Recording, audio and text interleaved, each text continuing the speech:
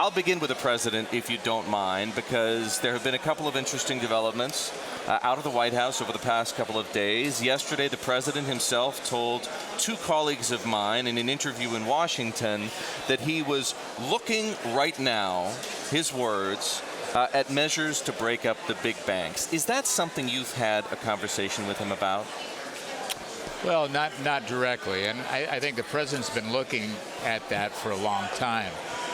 In many respects, just looking as we talk about what did Glass-Steagall do? Was that a good thing or a bad thing? Is it wise to have investment banking and banking together?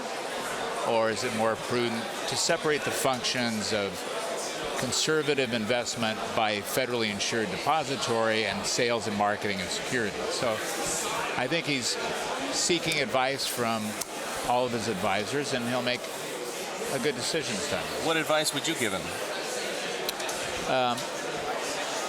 As a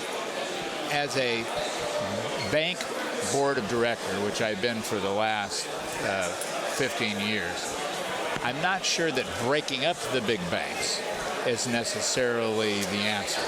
But I absolutely do agree that separating the functions of banking and investment banking is a good thing. Proprietary trading and principled investment by a federally insured entity that takes leverage to 30 or 40 to 1 is probably not a great thing. So I'm not the best person for him to consult with. Steve Mnuchin and Gary Cohn and his team will do a good job at that, and I'm sure he'll make the right decision.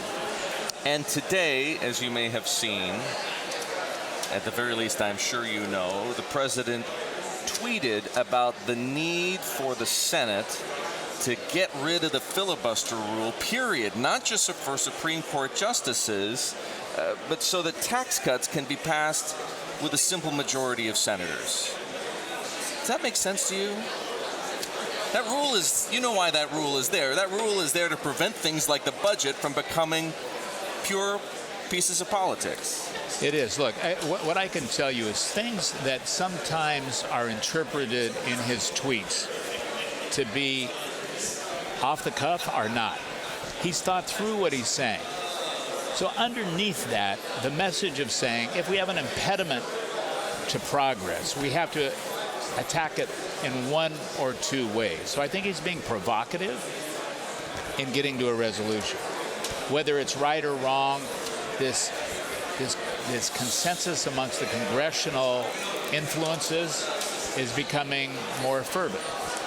So in the past, we've looked at some of the things he said and said, that seems to be somewhat strong, and he's been right. The impediments that you describe, they're there for a reason. Those are the checks and balances built into the American political system to prevent any one party that may have control over multiple branches of government from going too far.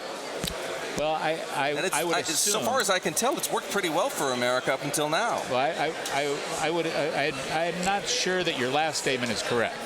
And there's a lot of people that would disagree in the last 8 years that served any function. Oh, I'm talking about the breadth of American history. Well, the breadth of American history is not where we're at. We're at this moment. So I think the president has his hands across all of the pieces of what the kingdom is at the moment. And some of the things that have been taken for granted need to be challenged.